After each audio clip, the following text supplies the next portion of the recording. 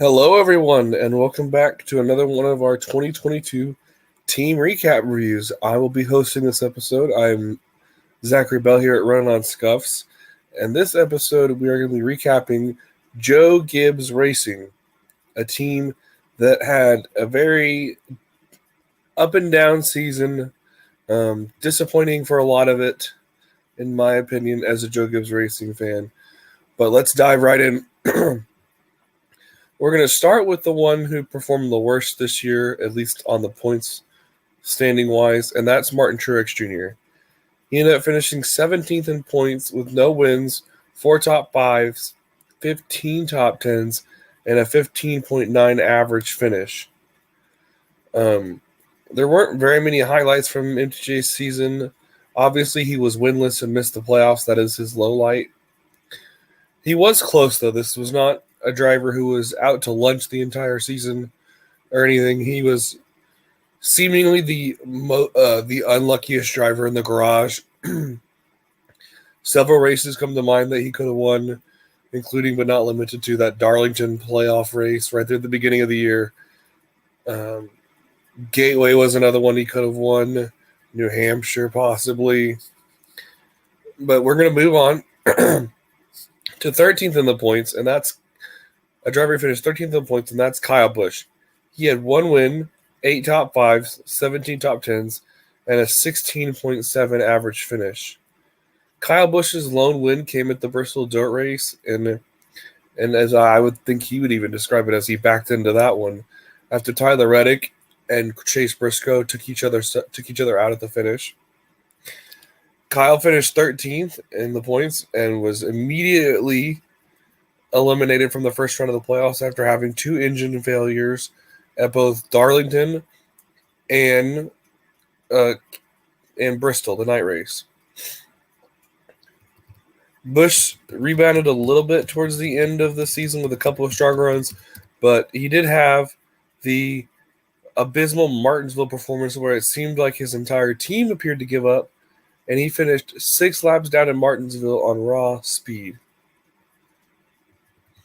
Over the final 18 races of the season, Kyle Busch only had 6 top 10s. So he definitely finished the year slumping, but I think we can attribute that to his eventual departure from Joe Gibbs Racing and that whole contract negotiation.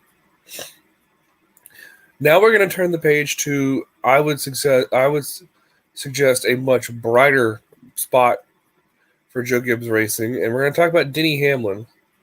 Longtime listeners know that I am a huge Denny Hamlin fan.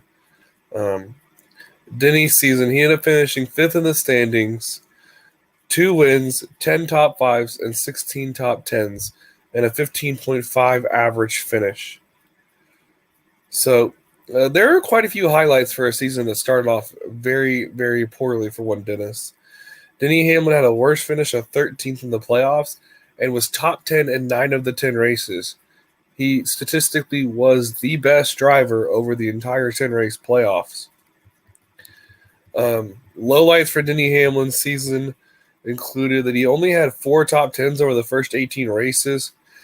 He spent a large portion of the regular season outside the top 20 in points, bolstered by his 2 wins at the Spring Richmond race and the Spring and the Coke 600, But as is the trend, I felt like with Martin Truex Jr., Denny Hamlin left a lot of meat on the bones this season, left a lot of wins on the track. Of course, he did win Pocono, and then him and Kyle Busch are both disqualified for the little extra piece of tape, which I think is ridiculous.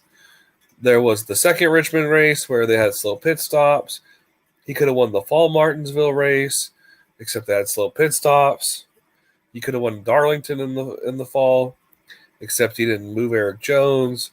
He could have won the Texas playoff race, except he got dumped by William Byron on a caution, and NASCAR didn't let him regain his spot.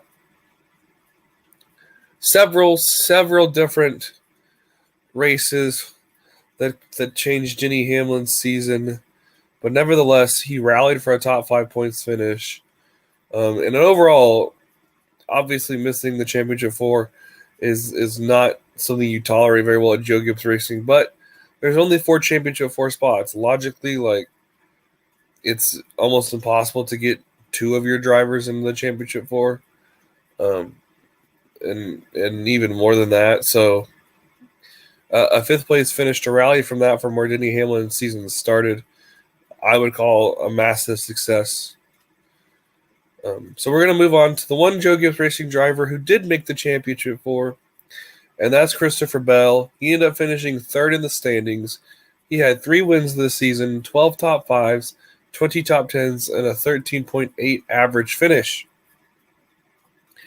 Christopher Bell had a breakout season, and it looks like possibly there's been a changing of the guard at Joe Gibbs Racing after the season.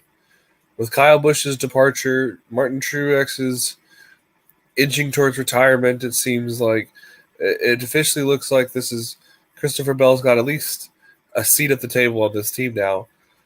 For a long time since Matt Kenseth has retired, it's looked like that 20 car has kind of been in its own separate program, aside from the other 3 performing so well. But Christopher Bell has put that 20 car back at the table where it belongs with the rest of Joe Gibbs Racing. Bell had 4 poles this season, and also, of course, famously won back-to-back elimination races at the Charlotte Roval and the Martinsville playoff race to advance to the championship 4. I would argue that Christopher Bell didn't have any significant lowlights this year. I mean, once they switched the pit crews in Atlanta, his season really took off. Switched his pit crew with some of Bubba Wallace's pit crew. This team, this driver took an entirely new trajectory to their season. I will say, as a whole, on the negative for Joe Gibbs Racing, is they only won 6 races as a team.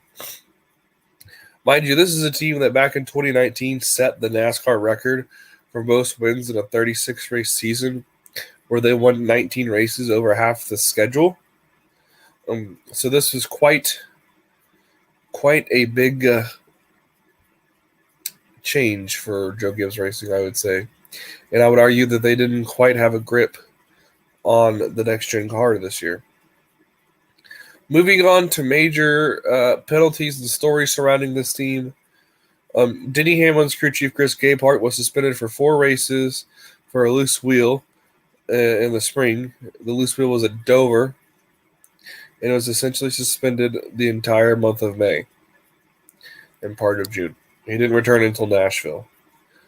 Both Denny Hamlin and Kyle Busch were disqualified after their 1-2 finish at Pocono due to small pieces of tape being left on the car grills, leading to a Chase Elliott victory. Boy, oh boy, folks. If that tape wasn't there, Chase Elliott doesn't make the championship 4. The last 3 races of the season, Kyle Busch's crew chief Ben Bayshore was suspended for a loose wheel. I imagine that Bayshore's suspension will technically carry over till next season as well, at least the Clash or possibly the Daytona 500. But it does not appear that Ben Bayshore is in the Cup plans for Joe Gibbs Racing, and that is because Ty Gibbs, with crew chief Chris Gale, will move up to the Cup Series and replace Kyle Busch and Ben Bayshore in the renumbering of the 18 car to the 54. Kyle Busch left Joe Gibbs Racing to go to Richard Childress Racing and join in the 8 car. And it's going to be interesting to see Ty Gibbs in the Cup Series.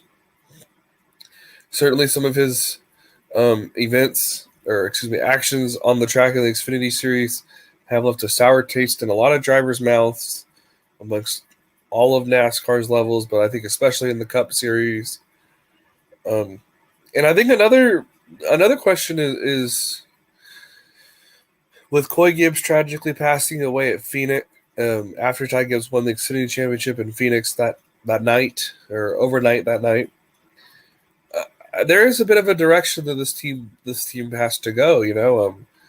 Of course, we know that they lost JD in the offseason before the 2019 Daytona 500, and we're here again. We're not here again, but now we've lost Coy right here at the end of the 2021 season, and this team is gonna have to come together as a family, and come together for such a tragic loss to all of them, um, and it's going to be interesting to see how this team performs, and how well they function. Denny Hamlin talked about in near the end of the year that they kind of aren't really working as a team currently, and that is a bit shocking considering that Joe Gibbs is a football, has his background in football as a coach of a football team and everything in Washington, and it's a bit surprising to know that he did not, or this team does not currently have that sort of culture. And I think that the loss of Quinn Gibbs may bring some of that teamwork back together, and as they all kind of work through it together as a team.